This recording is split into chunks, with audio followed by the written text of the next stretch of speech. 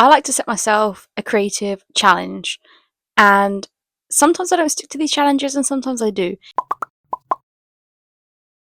If you saw last week's video, you would have seen that I'm going to trial a new series where I craft like someone. So the first video was crafting like Rory Gilmore. I was inspired by another video I saw on YouTube about books, and I put my spin on it and basically made something that I think Rory Gilmore would make if she was to punch needle. Obviously she didn't and doesn't, or something that just gives like a Rory Gilmore vibe.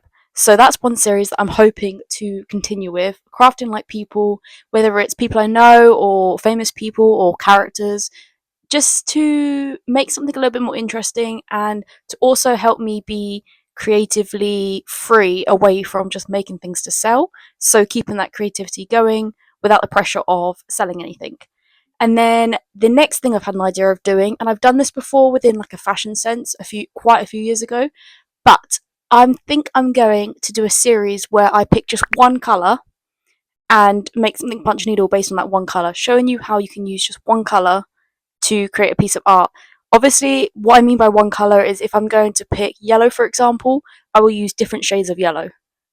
Sometimes I might choose the one shade, but sometimes I might use multiple shades within that colour. So, the first video in this series is going to be the colour.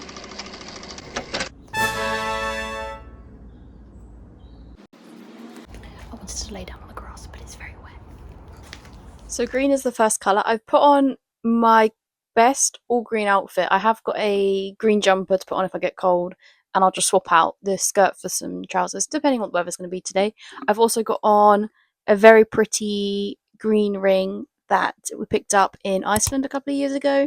So we're going for green. So the reason why I've decided to start with green kind of comes from a conversation I had last week about punch needle and about art, and also because I've done green before, like a one piece all in green, so I know like the basis, and I can then show you. So basically, my idea is to do like a moss themed thing, like a mossy garden themed piece, and I'll put on the screen a piece I did a few years ago where I added some mirrors to look like ponds almost. So it was like a mossy pond. And I think this time round, I don't want to do a coaster. I think I'm going to just do a piece of art and then frame it, because in this box I've got loads of photo frames, and it's kind of easier to display something in a photo frame than to have loads of coasters on the desk. So I'm going to pick a photo frame and then create like a mossy garden scene using greens, using different techniques, and I will take you through the whole process. And I hope you enjoy this video and this potential series that I might start where I do different colours. And if you have a colour you want to see me use in a piece, let me know which colour you would like me to experiment with, and we can go from there. Enjoy. Okay, so we've got the photo frame. I'm going to go for this like dark brown because I think it's going to suit the green the best. And now I need to collect all my different types of yarn that I've got. So let's go collect some yarn. Okay, it's a little dark in here, but this is where we store like the really chunky yarn or the really fine yarn, the yarn that I don't use often. So I know in here we'll have some different types. I've already got that one back there we can use. That is literally all different types of green. So I will pick out some yarns to use in the piece.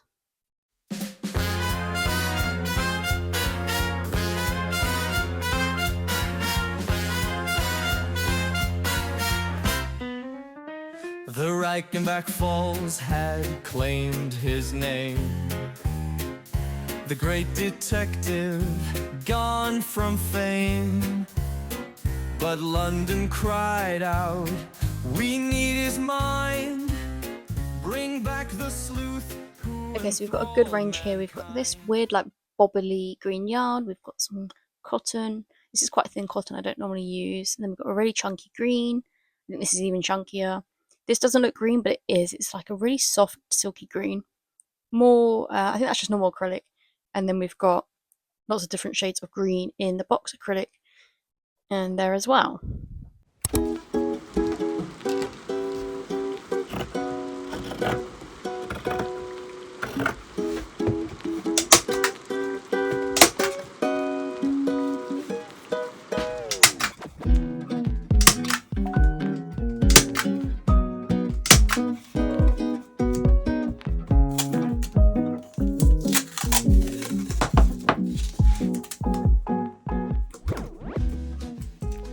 Okay, I'm going to apologise now for the potential audio quality. I have got my microphone attached to me so I can actually walk and talk and you can hear me. So hopefully it's not too bad. Right, this is our frame. This is the bit that I always do wrong. When you are framing a piece, you have to draw it smaller than you want it to be. Obviously, punch needle, because of the loops on the loop side, it grows bigger. So I always try and leave at least half a centimetre. But I think I'm going to do at least a centimetre smaller than the inside of the frame so that it at least fits. I'm also probably going to have to use the frame without the glass for this piece. So yeah, let's take this off and draw with this piece. Whoa, with this piece that I am making, it's pretty abstract. There's not really much it's not like I'm following a set design. I'm just doing whatever takes me. And that's the good thing about doing like naturey things or anything abstract, is you don't have to stress too much about the actual design and how it's going, if it's going to follow a certain formula. It's just experimentation. So that is the plan.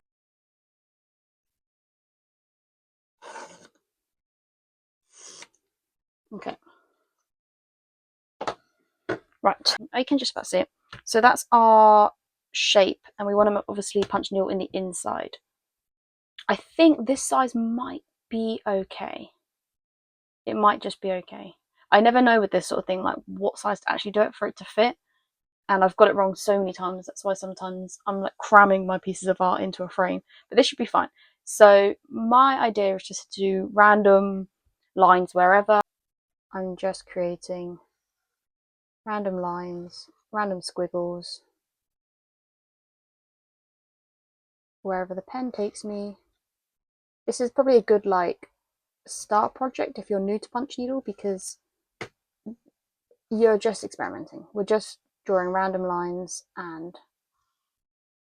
seeing what comes from it. So now it is time to punch needle the design. My plan is to cut a lot of the loops, so if you've not cut or shaved punch needle before, this is probably going to be a good video to show you the process that I do with it. But for now, it's just basically using different punch needles and different lengths. We've got the labour punch needle for the cotton, we've got the regular punch needle for the acrylic, and we've also got an adjustable punch needle so I can do different loop heights, some to be cut maybe and some not. I might end up cutting the whole thing, I really don't know yet, but we've got 3 punch needles, we've got all the different types of yarn to create something cool.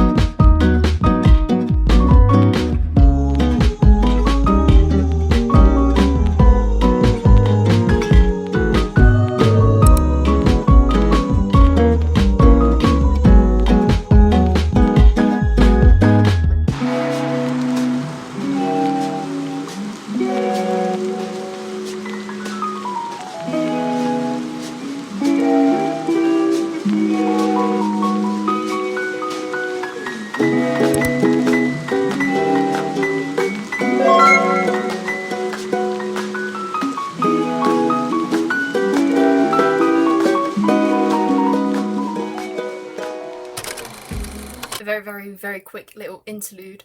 I just received a parcel. I received one the other day, but I received the second one today. I knew what I was getting, even though it was a surprise initially.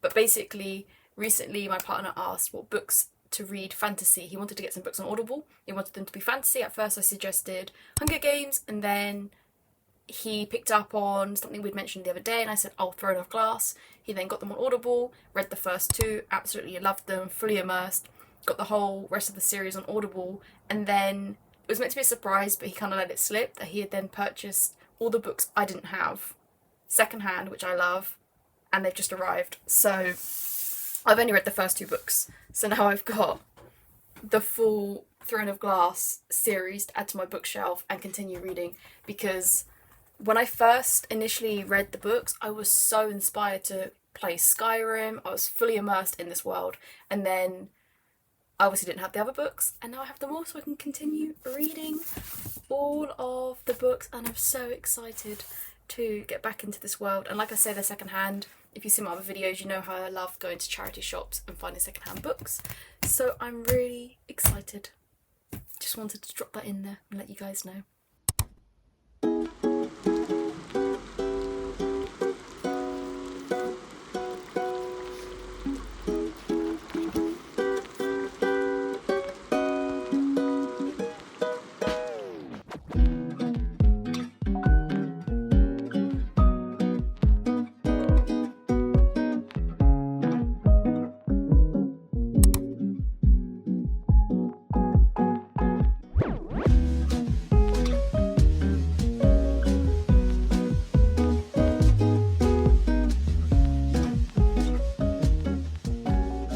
Here's a quick little punch needle tip. I've done videos on this before, but if you're using a regular punch needle, so we're talking like a 5mm Oxford or Millwoods, you want to ideally thread 2 strands of acrylic through, because 1 is too thin for the eye hole, but 2 works perfectly. So 2 would probably be about the same as some chunky yarn, which you'd only need 1 strand. But yeah, if you thread 2 through, not only will it be quicker, but your loops will be more consistent, and it will just be a bit easier than 1 where then the loops end up a little bit inconsistent. I've read 10 of her books. I'm officially her biggest fan. I feel like I post about her so much, and she does follow me on Instagram, which is quite the honor, but I feel bad for her.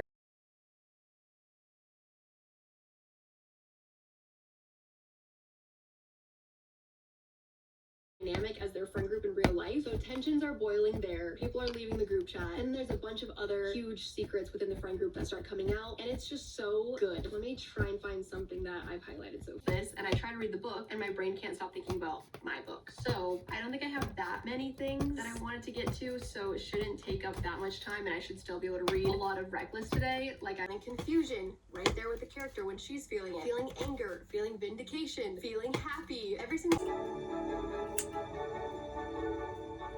Hi, Reader Pops. You're about to watch me read the...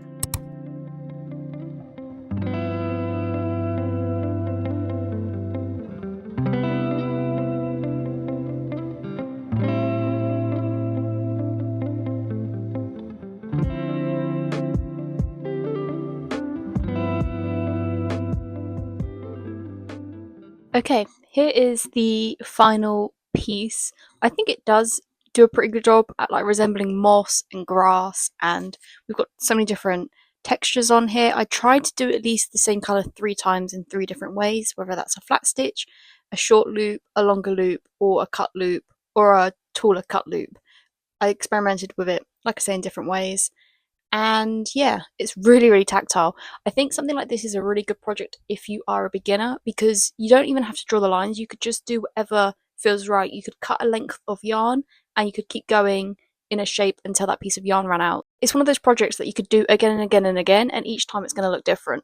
So I think it's a really good place, like I say, to start, and it should look really good once it's framed. So if you want an easy project to start, something like this is great. You could do any colours, it could be abstract in any way possible, you could make landscape scenes in this way, and it's a really good way to experiment with different punch needles, different loop heights, different stitches, and different types of yarn. So I'm pretty happy with how it looks. So I now need to finish this frame before I cut it out and finish it. I think what my plan is to do my September Patreon video I filmed for that obviously won't be in this video, but you probably will see what I've made at the end once I then come back to this, but you won't have seen the final piece that I'm going to turn them into because that will be for my Patreons. So yeah, we're able to use one frame to get both my videos done, and then I guess, yeah, so once I've done the Patreon, I'll be back, however many days that will take me, hopefully not long, and then I'll be back to finish off this one and to frame it up and show the final piece of it, and then to say my goodbyes. So the next clip is probably going to be in a few days' time, and we'll be finishing off this piece.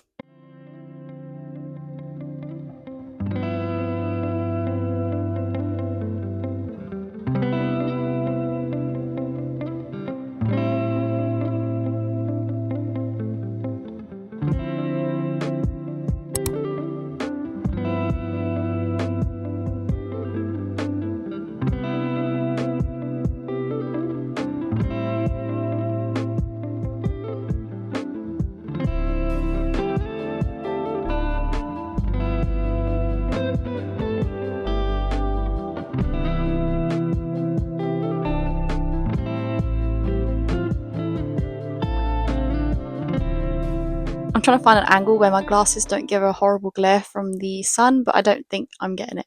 Anyway, I think also the setup is different from the start of the videos because I've been filming a third YouTube video whilst filming these other two YouTube videos. So we've got the autumnal in the background, but that's coming in next week's video, I think, at the end of September.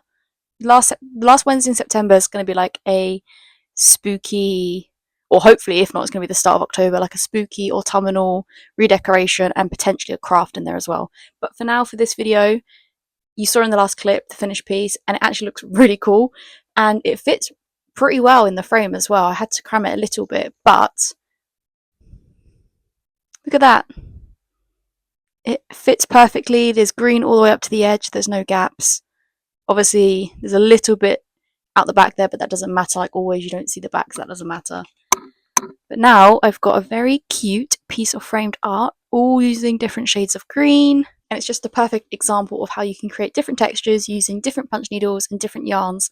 And it's a good way of using up what you've got, because if you're like me, when you start out with punch needle, it's very easy to end up with a lot of supplies that you can't use because you've bought either the wrong yarn, the wrong punch needle, and you don't know if you'll be able to make use of it.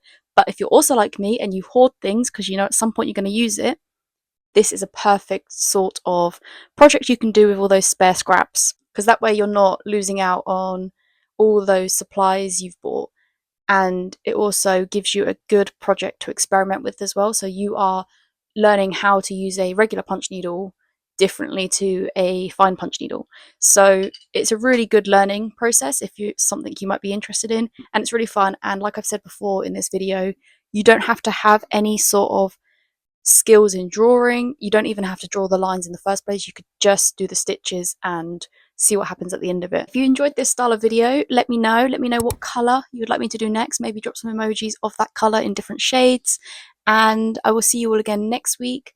I'm also, as you saw, I will now work on the Patreon video, so I've got the leaves and stuff on here, so that's being turned into something interesting, which you guys will see next week on my autumnal video. Patreons, you'll see it even sooner, and you'll see the process of making it as well.